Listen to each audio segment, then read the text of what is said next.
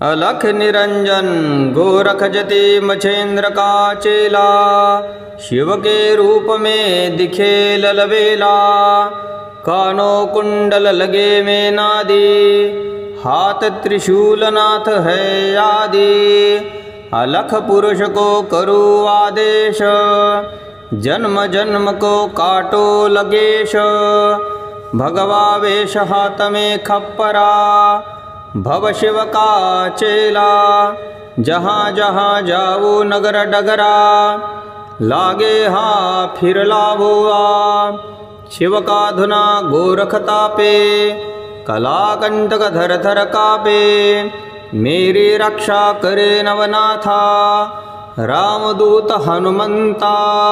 रिद्धि सिद्धि आंगन विराजे, माये अन्नपूर्णा सुखावदान्ते।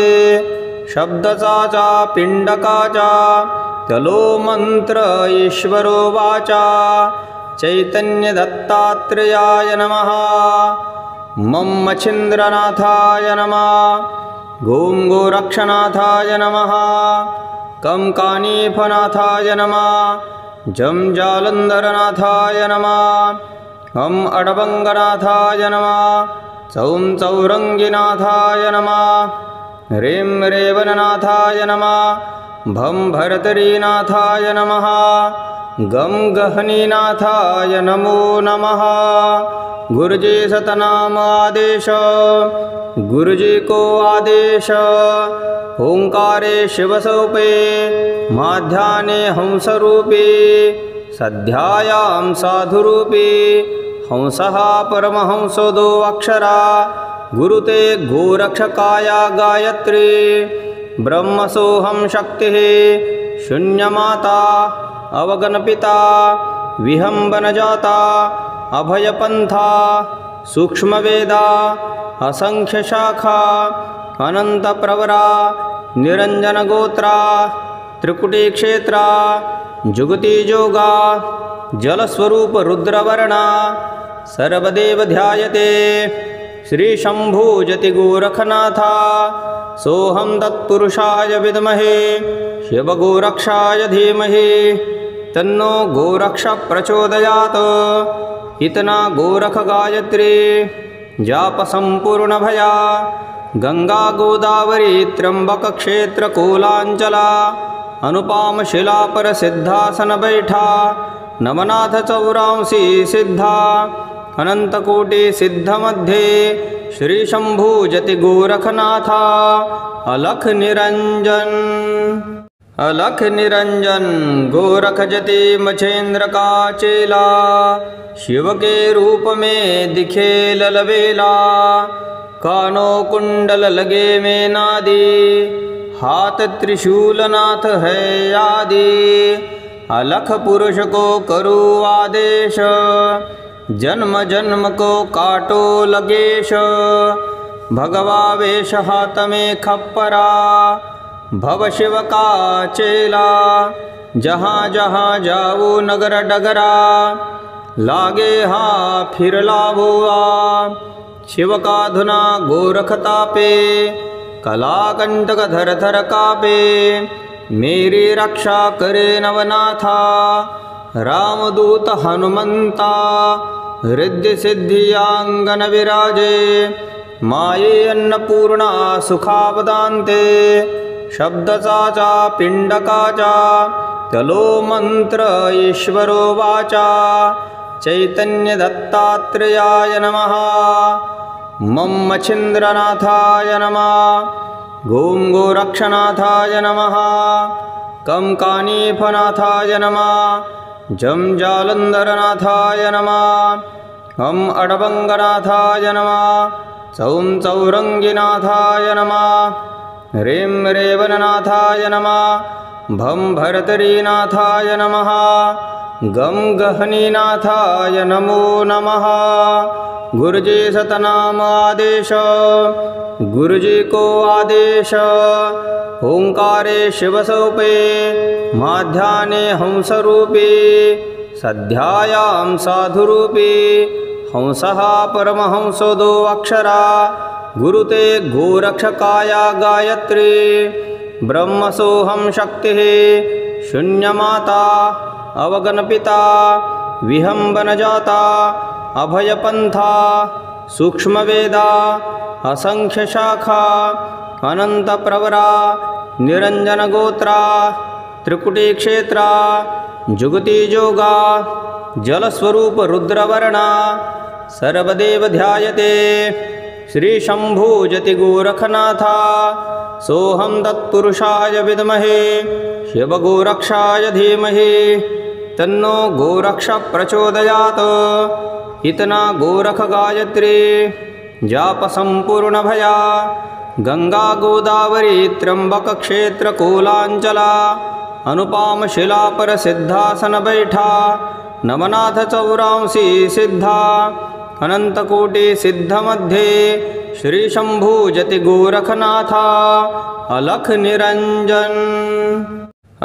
निरंजन गोरख जति मछेंद्र का चेला शिव के रूप में दिखे ललवेला कानो कुंडल लगे में नादी हाथ त्रिशूलनाथ है आदि अलख पुरुष को करो आदेश जन्म जन्म को काटो लगेश भगवा वेश हाथ में खप्परा भव शिव का चेला जहाँ जहाँ जाओ नगर डगरा लागे हाँ फिर लाभो आ शिव का धुना गोरखता पे कलाकंटक धर धर कापे मेरी रक्षा करे नवनाथा रामदूत हनुमंता हृदय सिद्धियांगन विराजे माये अन्नपूर्णा सुखापदान्ते शब्दसाचा पिंडकाचा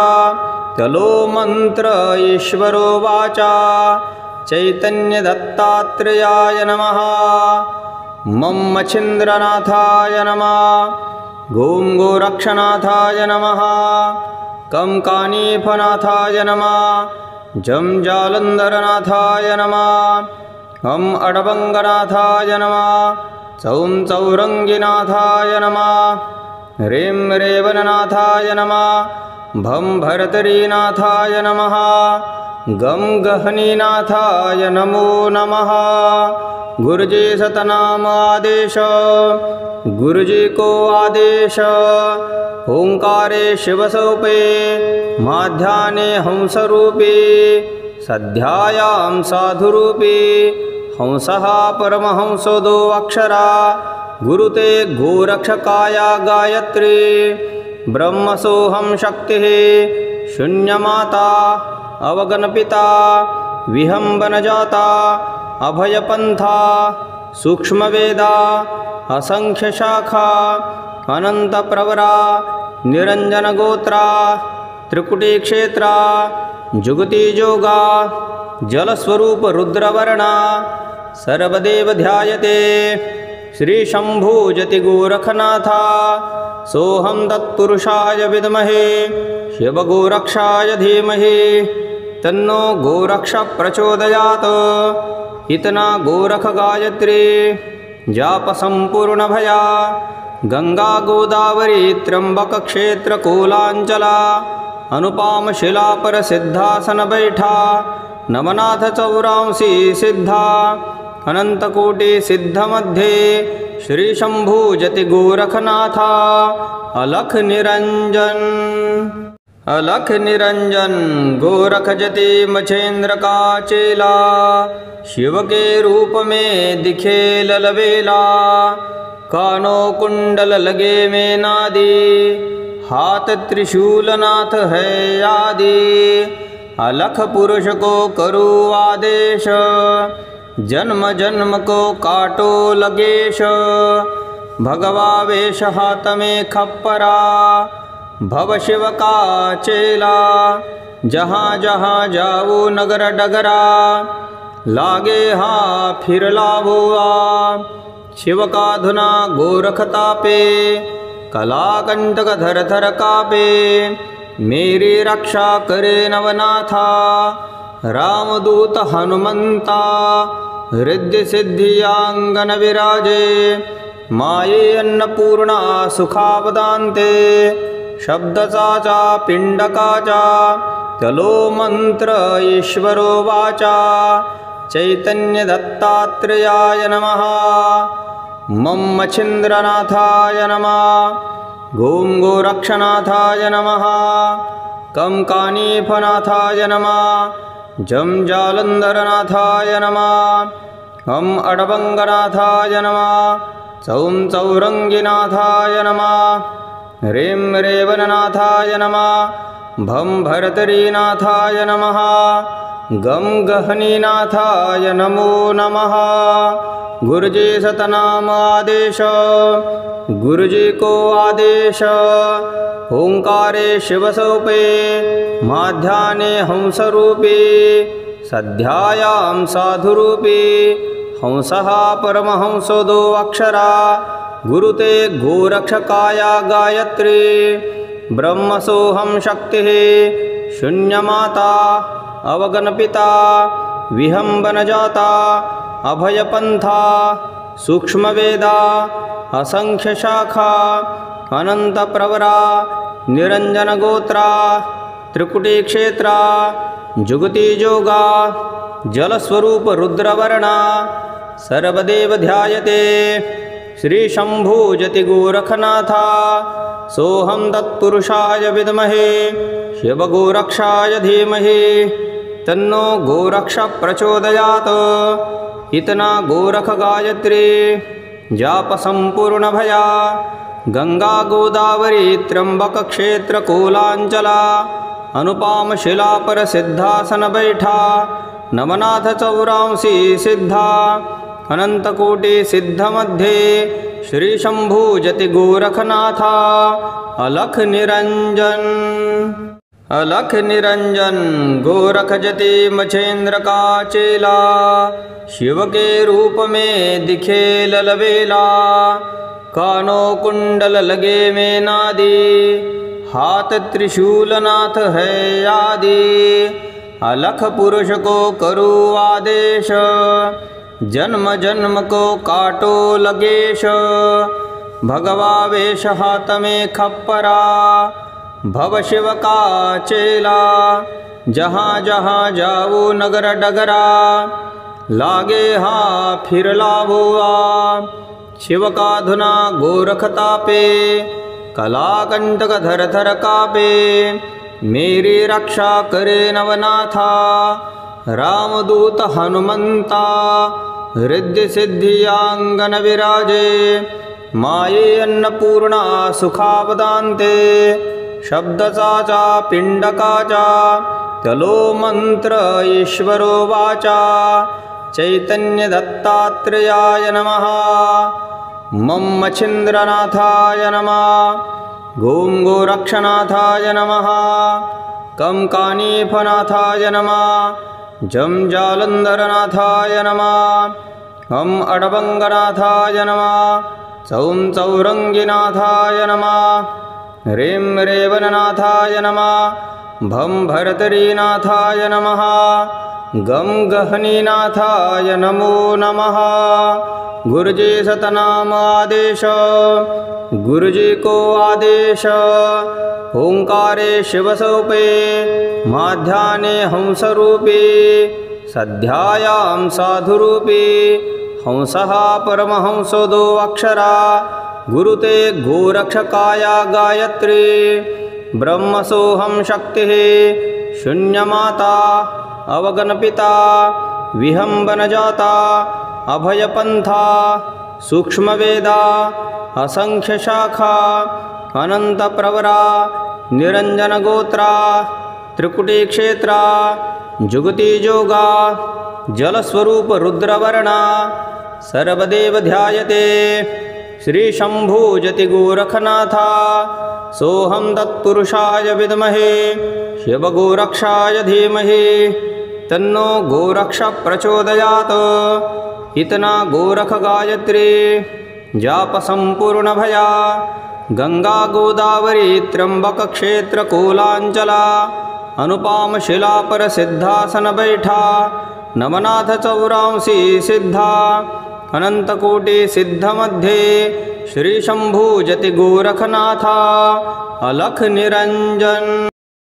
अलख निरंजन गोरख जति मछेंद्र का चेला, शिव के रूप में दिखे ललबेला। कानों कुंडल लगे में नादी, हाथ त्रिशूलनाथ है आदि। अलख पुरुष को करू आदेश, जन्म जन्म को काटो लगेश। भगवा वेश हाथ में खप्परा, भव शिव का चेला। जहाँ जहाँ जाओ नगर डगरा, लागे हाँ फिर लाभो आ। शिव का धुना गोरख तापे, कलाकंटक धर धर कापे। मेरी रक्षा करे नवनाथा, रामदूत हनुमंता। रिद्धि सिद्धि आंगन विराजे, माये अन्नपूर्णा सुखापदान्ते। शब्द साचा पिंड काचा, चलो मंत्र ईश्वरो वाचा। चैतन्य दत्तात्रेयाय नमः, मम मच्छिंद्रनाथाय नमः। गों गोरक्षनाथाय नमः, कं कानीफनाथाय नमः। जं जालंधरनाथाय नमः, हम अडबंगनाथाय नमः। चौं चौरंगिनाथाय नमः, ह्रीं रेवननाथाय नमः। भं भर्तरीनाथाय नमः, गं गहनीनाथाय नमो नमः। गुरुजी सतनाम आदेश, गुरुजी को आदेश। ओंकारे शिव सोपे, माध्याने हंसरूपी। सध्यायां साधुरूपी, हंसः परमहंसो दो अक्षरा। गुरुते गोरक्षकाया गायत्री, ब्रह्मसोहं शक्तिः शून्यमाता। अवगणपिता विहंबनजाता, अभयपंथा सूक्ष्मवेदा। असंख्य शाखा अनंत प्रवरा, निरंजन गोत्रा। त्रिकुटी क्षेत्रा, जुगति जोगा। जलस्वरूप रुद्रवर्णा, सर्वदेव ध्यायते। श्री शंभुजति गोरखनाथा, सोहम तत्पुरुषाय विद्महे शिव गोरक्षाय धीमहि। तन्नो गोरक्ष प्रचोदयात्। इतना गोरख गायत्री, जाप संपूर्ण भया। गंगा गोदावरी त्र्यंबक क्षेत्र कोलांचला। अनुपाम शिला पर सिद्धासन बैठा, नवनाथ चौरांसी सिद्धा।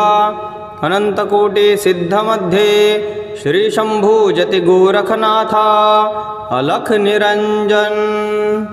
अलख निरंजन गोरख जति मछेंद्र का चेला, शिव के रूप में दिखे ललबेला। कानों कुंडल लगे में नादी, हाथ त्रिशूलनाथ है आदि। अलख पुरुष को करू आदेश, जन्म जन्म को काटो लगेश। भगवा वेश हाथ में खप्परा, भव शिव का चेला। जहाँ जहाँ जाओ नगर डगरा, लागे हाँ फिर लाभो आ।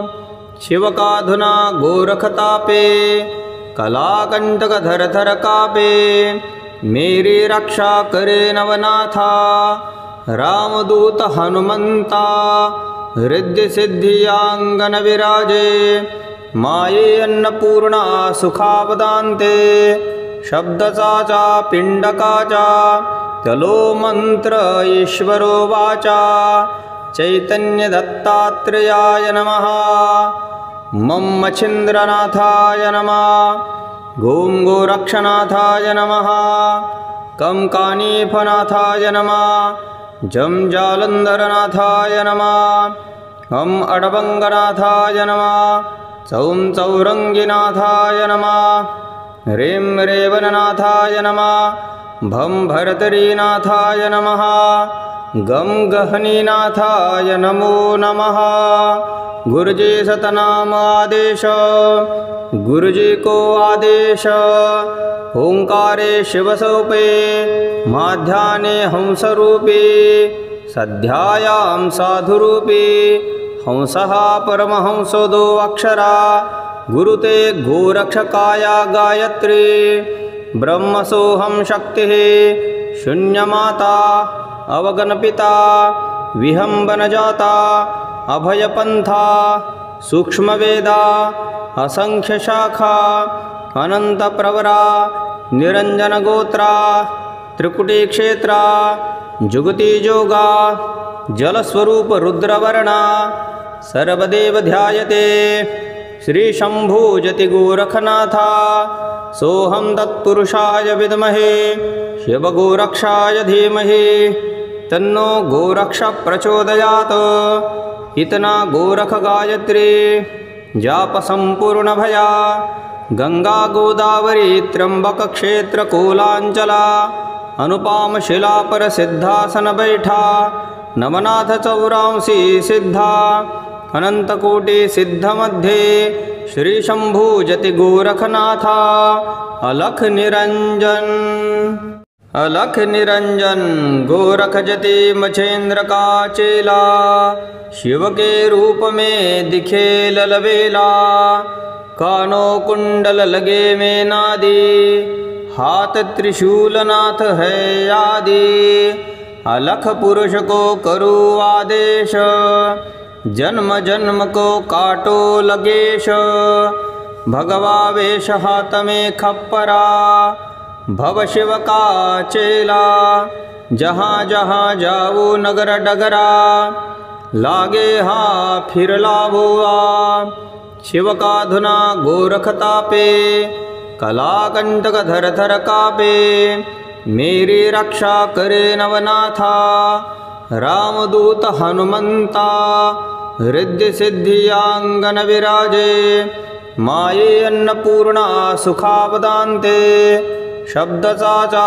पिंडकाचा तलो मंत्र ईश्वरो वाचा चैतन्य दत्तात्रेयाय नमः मम मच्छिंद्रनाथाय नमः गों गोरक्षनाथाय नमः कं कानीफनाथाय नमः जं जालंधरनाथाय नमः हम अडबंगनाथाय नमः चौं चौरंगिनाथाय नमः ह्रीं रेवननाथाय नमः भं भरतरीनाथाय नमः गं गहनीनाथाय नमो नमः।